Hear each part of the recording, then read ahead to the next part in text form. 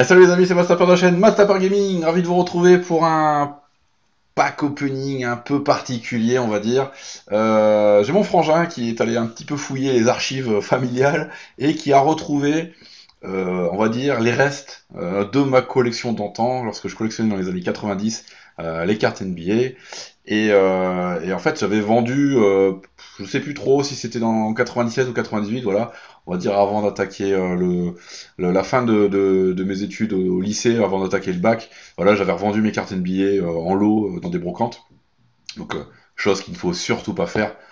J'aurais dû, pour le peu d'argent que j'ai récupéré à l'époque et que j'ai réinvesti dans d'autres collections, j'avais, je crois, réinvesti un petit peu dans des cartes Magic, parce que je m'étais mis à jouer aux cartes Magic. Voilà, j'avais un petit peu bradé une belle collection de cartes NBA.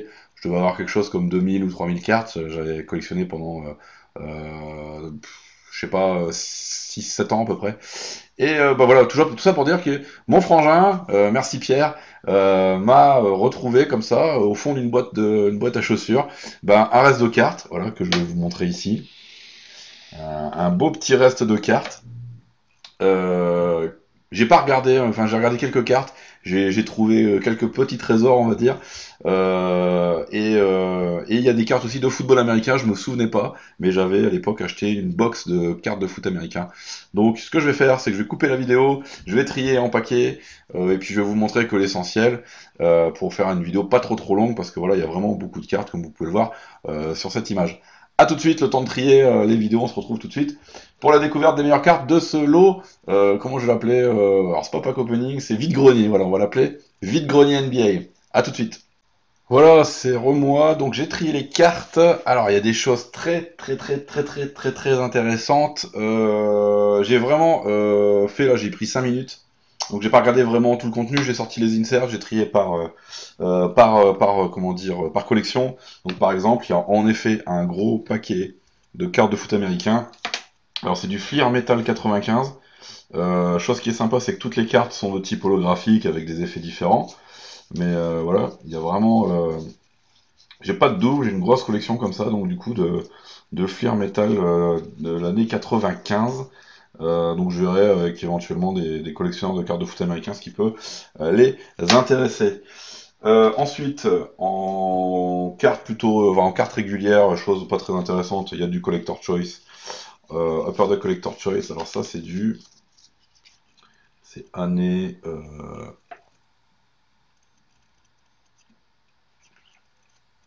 Où est-ce que c'est écrit 96, voilà. Collector Choice 96, donc ça donne ça sur les regs.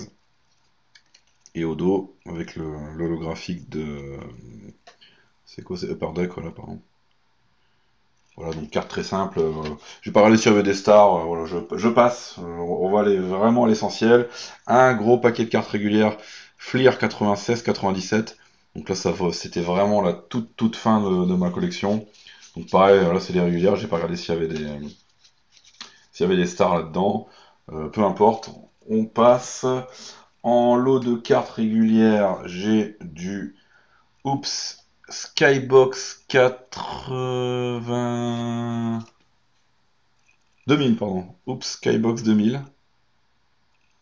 Donc ça vraiment, ça a dû être les dernières cartes que j'ai reçues. Donc un lot de cartes régulières, sans grand intérêt, si ce n'est ceux qui collectionnent des joueurs des équipes.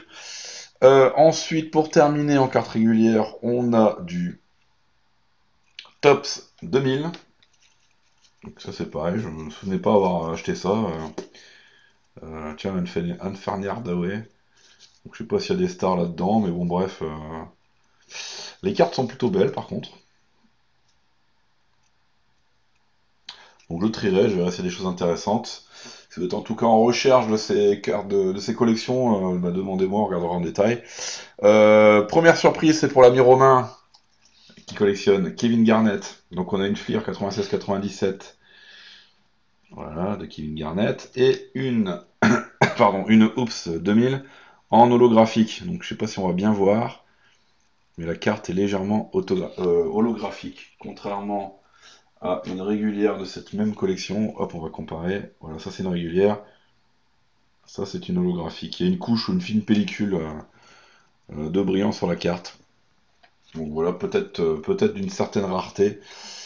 Mais ça, c'est pour l'ami Romain qui collectionne Kevin Garnett, donc je lui réserve toutes les cartes de ce joueur. Hop. Ensuite, alors, on va se faire.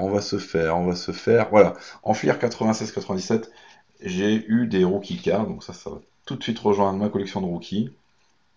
Donc on a Kizabo, Walker, Whiteside, Ham, Williams, Fuller, Howes, Potapenko, Walker et celle-là. Ah oui, c'était une rookie card des tops.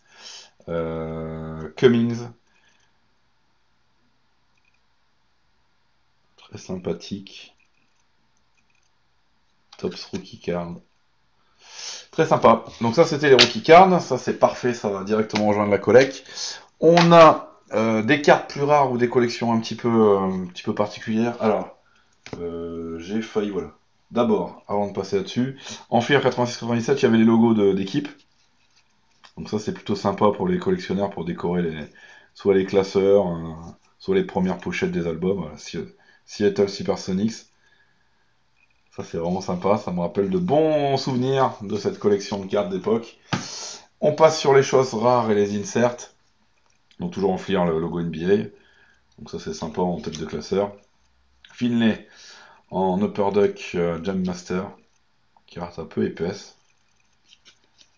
Je ne sais pas si à l'époque il existait déjà les numérotations. Voilà, c'est non numéroté. On a une holographique Halloween Heroes de Patrick Ewing. Donc, magnifique holographisme. Donc ça, c'est du Upper Deck de quelle année? C'est du Upper Deck de 97. Superbe carte. C'est épaisse. Excusez-moi.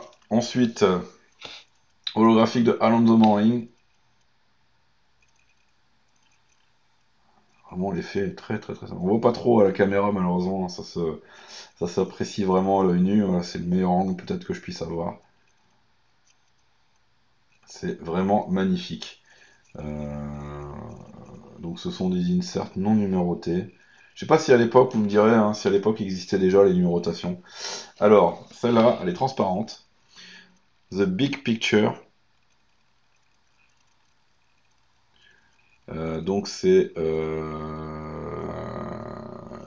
New Jersey, New York Knicks, Kendall, Jill Kendall.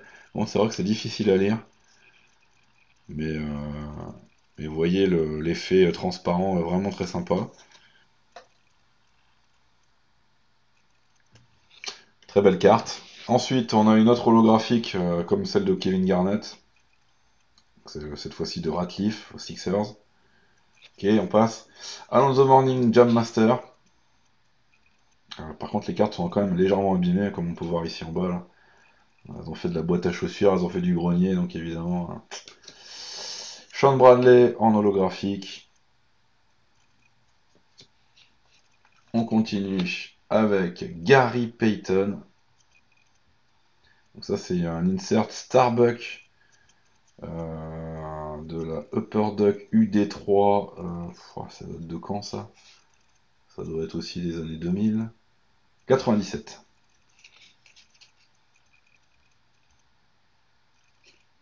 Donc une bulle de chewing-gum. Très sympathique, très belle carte. Shaquille O'Neal, dans cette même série d'insert Starbuck.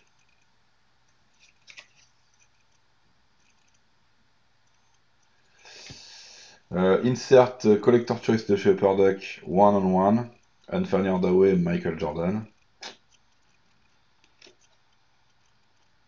Et puis derrière du monde, Gary Payton, John Stockton, Jason Kidd, Avery Johnson, Mouie Baylock et Damon Stoudemire.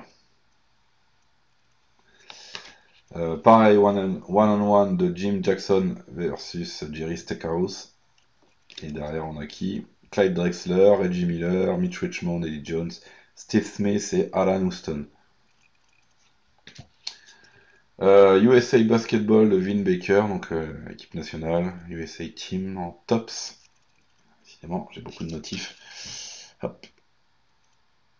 Tops 2000.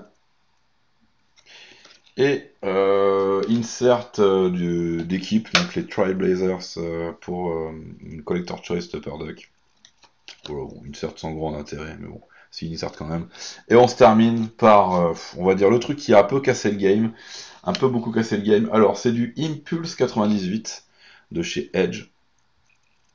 Donc là, on est sur des cartes universitaires.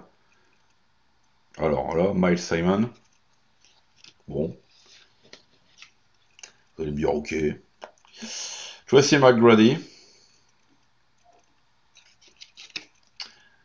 Et de Marco Johnson. Donc par contre, ouais, c'est du double. Là, on avait Miles Simon et de l'autre côté, Stephen Marbury. Et on va se terminer par un gros cassage de game avec Odo, Miles, Simon.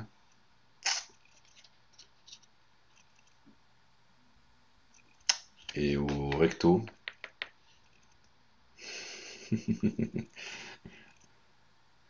Le petit Kobe Bryant. Alors je sais pas ce que peut valoir cette carte. Mais en tout cas, je trouve ça assez ouf de retrouver une carte comme ça euh, de Kobe. Bon, voilà, s'il y a des collectionneurs de Kobe qui sont intéressés, vous pouvez me contacter. On peut essayer de voir ce qu'on peut faire en échange de ce truc-là. Je sais pas ce que ça vaut, je vais regarder sur les cotes, mais à mon avis, ça peut avoir sa petite valeur de trouver une carte comme ça. Voilà les amis, pour ce pack opening vide-grenier, il y a des choses très intéressantes, notamment le fait de récupérer pas mal de rookie cards, pas mal d'inserts dans les upper decks là. Je vous remonte vite fait. Non, c'était pas ça. C'était le paquet hop en dessous. Voilà, genre ça là, les Hollow View. Vraiment superbe. Bah, je vous laisse là-dessus. Ça fait déjà une petite vidéo de 10 minutes. On se retrouve prochainement pour d'autres vidéos de pack opening NBA, de pack opening de l'Euro 2016 avec les Panini Adrénaline et puis des vidéos Clash Royale. Voilà, il y a beaucoup d'actu, il y a beaucoup de choses à faire en ce moment. À bientôt les amis. Salut, salut!